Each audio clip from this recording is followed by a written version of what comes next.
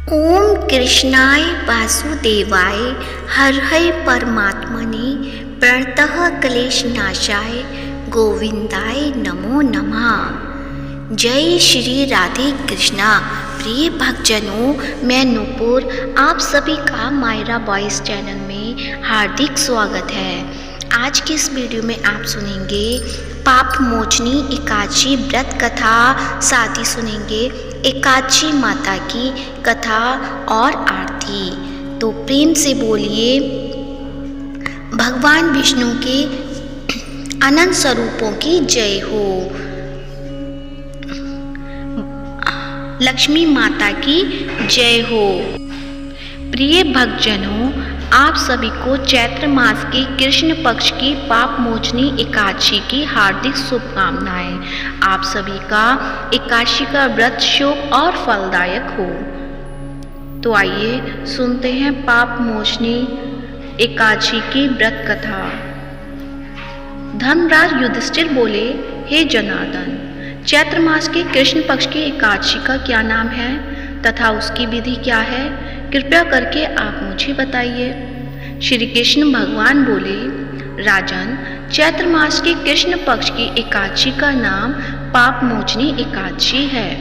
इसके व्रत के प्रभाव से मनुष्य के सभी पापों का नाश होता है।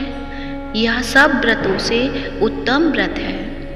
इस पाप मोचनी एकादशी के महात्म्य के श्रवण व पठन से समस्त पाप नाश को प्राप्त हो जाते हैं।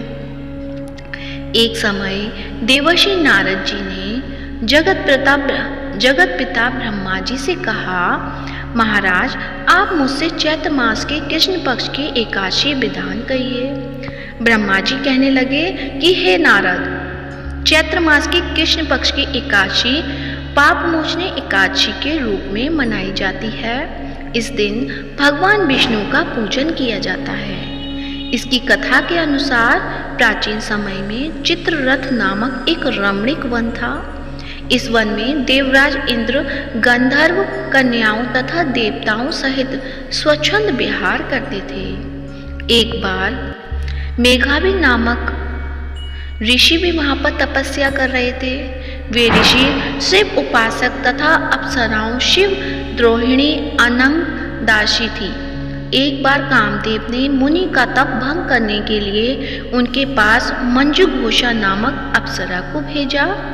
युवावस्था वाले मुनि अप्सरा के हाव भाव, नृत्य, गीत तथा कटाक्षों पर काम मोहित हो गए।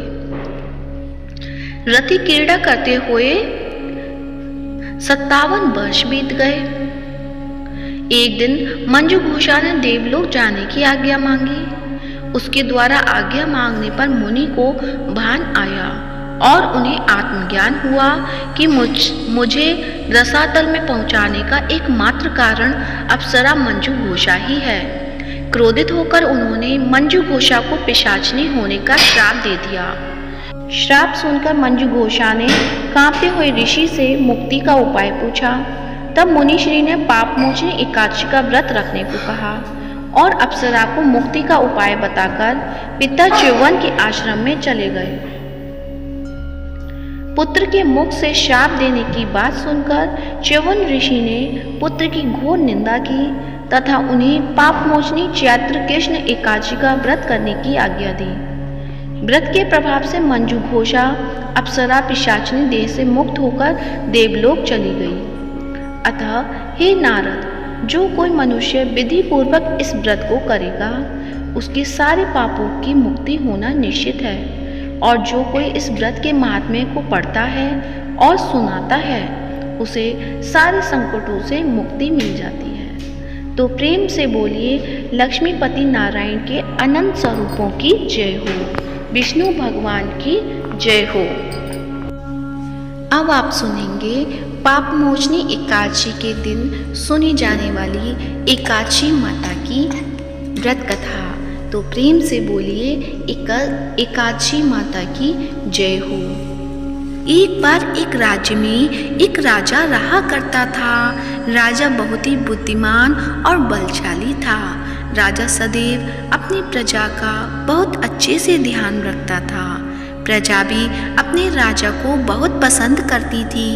राजा की 2 बेटियां थीं। राजा अपनी दोनों बेटियों से बहुत प्रेम करता था। राजा की छोटी बेटी देखने में बहुत सुंदर और आकर्षक थी और राजा की बड़ी बेटी छोटी बेटी के मुकाबले थोड़ा कम सुंदर थी। राजा की छोटी बेटी ग्यारस माता की पूजा किया करती थी और सभी लोग राजा की छोटी बेटी से बहुत प्रेम करते थे और बहुत प्रशंसा भी किया करते थे। राजा भी अपनी छोटी बेटी को बड़ी बेटी से अधिक प्रेम करता था, जिस कारण राजा की बड़ी बेटी को अपनी छोटी बहन से बहुत नफरत होने लगी थी। राजा की दोनों बेटियां जब बड़ी हो गईं, तब एक पड़ोस राज्य में रहने वाला राजकुमार राजा की बड़ी बेटी के लिए रिश्ता लेकर आया। लेकिन जैसे ही उस राजकुमार की नज़र राजा की छोटी बेटी पर पड़ी, तो वह राजकुमार राजा की छोटी बेटी पर आकर्षण हो गया और उससे पहली नज़र में प्रेम कर बैठा। उस राजकुमार ने राजा की बड़ी बेटी के साथ विवाह करने से मना कर दिया और उसने राजा से कहा कि मैं आपकी छोटी बेटी से विवाह करना चाहता हूँ। जिसके बाद राजा की बड़ी बेटी यह देखकर अपनी छोटी बहन से बहुत क्रोधित हो गई और राजा की बड़ी बेटी ने अपनी छोटी बहन को अपना सबसे बड़ा दुश्मन मान लिया। राजा की बड़ी बेटी ने अपनी छोटी बहन से बदला लेने का निर्णय किया, जिसके लिए उसने अपनी छोटी बहन को जान से मारने का निर्णय किया। राजा की बड़ी बेटी ने अपनी छोटी बहन को मारने के लिए सबसे पहले एक लड्डू में जहर मिलाकर अपनी छोटी बहन को दे दिया और उसको लड्डू खाने को कहा। लेकिन लड्डू खाने के बाद भी छोटी बहन को कुछ नहीं हुआ। बड़ी बहन यह देखकर बहुत आश्चर्यचकित हो गई, लेकिन बड़ी बहन ने हार नहीं मानी और उसने जब रात में छोटी बहन अपने कमरे में सो रही थी, तब एक मटके में सांप रखकर उसे मारने के लिए छोड़ दिया। लेकिन सांप भी छोटी बहन का कुछ नहीं कर पाया। जिसके बाद बड़ी बहन ने अपनी छोटी बहन से कहा कि चलो हम लोग कुएं से पानी भरकर लाते हैं। जिसके लिए वह अपनी छोटी बहन को पानी भरने के बहाने कुएं के पास ले गई और उसने अपनी छोटी बहन को कुएं में धक्का दे दिया। लेकिन छोटी बहन को तब भी कुछ नहीं हुआ, क्योंकि हर बार ग्यारस माता उसकी रक्षा कर रही थी और उधर बड़ी बहन अपने सारे प्रयासों के बाद असफल हो रही थी, जिससे वह बहुत क्रोधित होती जा रही थी। फिर उसने अपनी छोटी बहन के पास जाकर उससे खुद ही पूछ लिया कि मेरी छोटी बहन, तुमको पता है भगवान ने सबकी मृत्यु एक निश्चित समय पर लिखी हुई है और कैसे तुम्हारी मृत्यु होगी, क्या यह तुम जानती हो? तब छोटी बहन ने अपनी बहन को बताया कि हाँ, मैं जानती हूँ मेरी मृत्यु कैसे होगी। छोटी बहन से यह सुनकर बड़ी बहन मन ही मन बहुत प्रसन्न होने लगी और उसने अपनी छोटी बहन से कहा, तुम मुझे अपनी मृत्यु का राज बताओ। छोटी बहन ने अपनी बड़ी बहन से कहा कि मेरी मृत्यु तो एक तोते में है। जो तोते के गले में एक हार है, उससे मेरी मृत्यु होगी। जब तक कोई भी व्यक्ति तोते को मारकर वह हार अपने गले में पहनेगा तो मैं मूर्छित हो जाऊंगी और जैसे ही उस हार को अपने गले से उतारेगा तो मैं वापस जीवित हो जाऊंगी। अपनी छोटी बहन की मृत्यु का राज जानकर बड़ी बहन बहुत ही खुश हुई और उसने अपनी छोटी बहन को मारने के लिए उसके पालतू तोते को ढूंढना शुरू कर दिया और छोटी बहन को इस बात का आभास हो गया था कि कोई उसकी जान लेना चाहता है, जिसके लिए वह अपने पिताजी के पास गई और उसने अपने पिताजी से कहा कि पिताजी, मेरी मृत्यु के बाद आप मुझे जलाइएगा मत, बल्कि आप मुझे अपनी पुरानी वाली हवेली में एक पलंग पर लिटाकर छोड़ दीजिएगा। अपनी छोटी लड़की की यह बात सुनकर राजा बहुत ही आश्चर्यचकित हो गए। राजा ने अपनी छोटी बहन से बेटी से पूछा, बेटी तुम यह क्या कह रही हो? तब राजा की छोटी बहन ने बताया, पिताजी समय किसी के लिए नहीं रुका है, कब क्या हो जाए किसी को कुछ पता नहीं है। और फिर राजा ने अपनी छोटी बेटी से कहा कि तुम ऐसी बातें क्यों कर रही हो, 2-3 दिन में तो तुम्हारा विवाह है। लेकिन छोटी बेटी ने अपने पिताजी को ऐसा करने पर मजबूर कर दिया और उनसे वचन ले लिया। राजा ने भी अपनी छोटी बेटी की बात स्वीकार कर ली और 2-3 दिनों के बाद जब शादी का समय आया तब राजकुमार बारात लेकर राजा के घर आया और राजकुमार और राजा की छोटी बेटी का विवाह शुरू हो गया। जैसे ही राजा की छोटी बेटी राजकुमार के साथ फेरे लेना शुरू करती है तो उसकी बड़ी बहन अपनी छोटी बहन के कमरे में जाकर उसके तोते को पकड़ लेती है और उसको जान से मार देती है। तोते की गले में जो हार था उसको अपने गले में धारण कर लेती है। जैसे ही बड़ी बहन उस हार को अपने गले में धारण करती है तो उधर छोटी बहन 3.5 फेरे ले पाती है और वहीं पर बेहोश होकर गिर जाती है। जिसके बाद राजा ने बड़े बड़े दर्द हकीमों को बुलवाया और अपनी छोटी बेटी का इलाज करने के लिए कहा। राजा की बात सुनकर वैद्य ने छोटी बेटी को जब चेक किया तो राजा ने को बताया कि छोटी बेटी ना तो जीवित है और ना ही मरी हुई है। यह मैं ऐसा पहली बार देख रहा हूँ। राजा ने वैद्य और हकीम को यह बात बाहर बताने से मना कर दिया और उनको कहा कि तुमने यह बात किसी को बताई तो हम तुम्हें फांसी दे देंगे। राजा ने अपनी छोटी बेटी को पुराने महल में ले जाकर पलंग पर लिटा दिया और वहां पर कुछ सैनिकों को तैनात कर दिया। वापस अपने महल पर आ गया। राजा की बड़ी बेटी अपने पिताजी के पास आई और कहने लगी, पिताजी अगर यह शादी संपन्न नहीं हुई तो आपकी इज्जत का क्या होगा? आप कहें तो मैं आपकी इज्जत बचाने के लिए राजकुमार से शादी करने के लिए तैयार हूँ। जिसके बाद राजा ने अपनी बड़ी बेटी की बात मान ली और राजा ने बड़ी बेटी को छोटी बेटी के कपड़े पहनाकर मंडप पर भेज दिया। लेकिन राजकुमार यह जान गया कि राजा की छोटी बेटी नहीं है बल्कि यह राजा की बड़ी बेटी है। लेकिन जब राजकुमार ने शादी करने से मना किया तो सभी लोगों ने राजकुमार को विवश करके राजा की बड़ी बेटी से बचे हुए फेरों को संपन्न करा दिया और विवाह करवा दिया। जिसके बाद राजकुमार राजा की बड़ी बेटी को अपने महल ले गया। राजकुमार राजा की बड़ी बेटी से ना तो बात करता था, ना ही उसको पसंद करता था, ना ही उसके आसपास भटकता था और राजकुमार ने यह फैसला कर लिया कि वह अपनी प्रेमिका को ढूंढ कर रहेगा और ये जानकर रहेगा कि उसके साथ क्या हुआ। एक दिन राजकुमार अपने घोड़े पर सवार होकर राजा के पुराने महल के पास पहुंच गया, जहां पर उसने कुछ सैनिकों को देखा।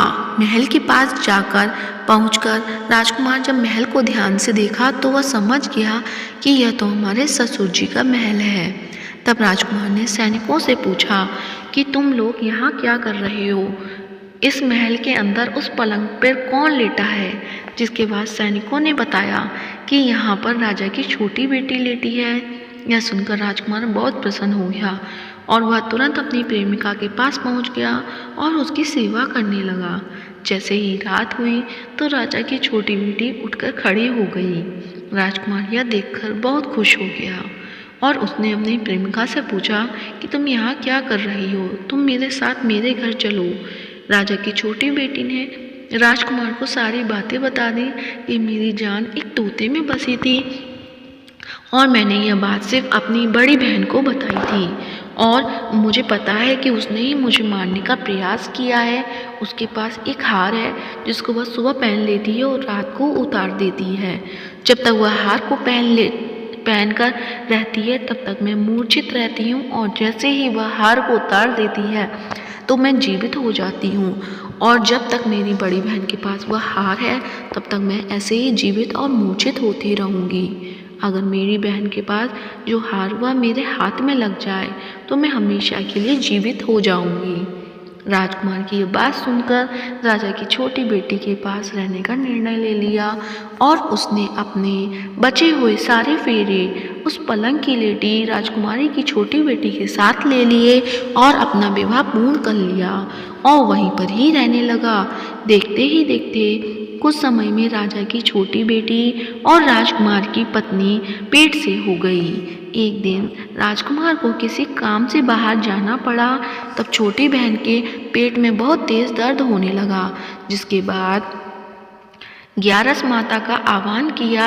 जिसके बाद वहाँ पर ग्यारस माता प्रकट हुई और उन्होंने अपने भक्त के दर्द को दूर किया और एक पुत्र की प्राप्ति करवाई। और वहीं पर अचानक से राजकुमार भी आ गया। राजकुमार ने ग्यारस माता को देखा तो वह आश्चर्यचकित हो गया और उसने तुरंत माता को प्रणाम किया।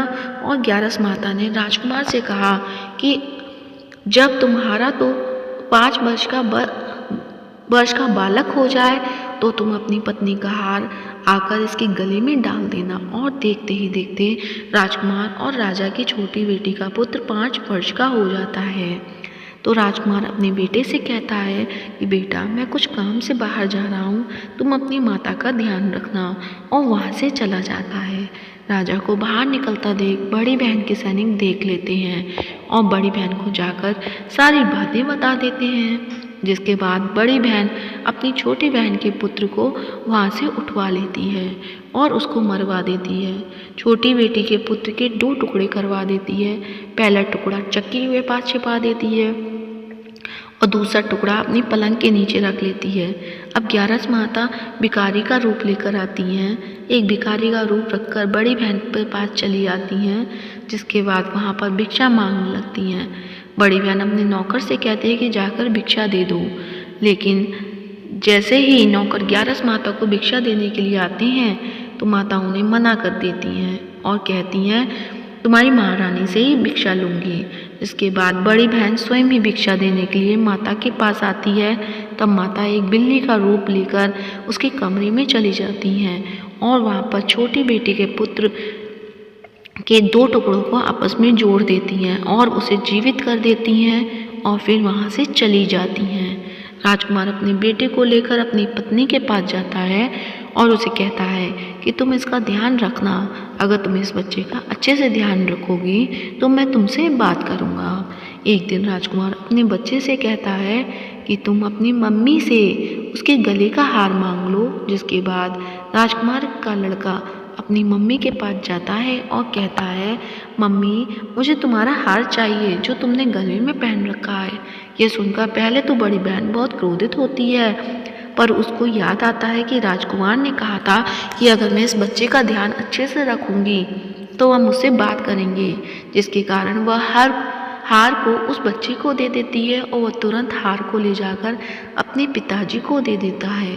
तभी राजकुमार अपनी बेटी को लेकर वहाँ से जाने लगता है और अपनी पत्नी से कहता है कि तुम हमारे लिए खाना बना कर रखना, मैं शाम को आकर तुम्हारे साथ खाऊंगा। और वह अपने बेटे को लेकर वहाँ से चला जाता है। जिसके बाद वह राजा के पास जाता है और उनको सारी बातें बता देता है। राजा अपनी बड़ी बेटी की यह करतूत सुनकर बहुत क्रोधित होते हैं और अपनी परवरिश पर ही दोष देने लगते हैं और राजकुमार को अपनी छोटी बेटी के साथ रहने के लिए आदेश देते हैं। तो ये थी ग्यारस माता की कहानी। प्रेम से बोलिए एकादशी माता की जय हो। अब सुनते हैं एकादशी माता की आरती।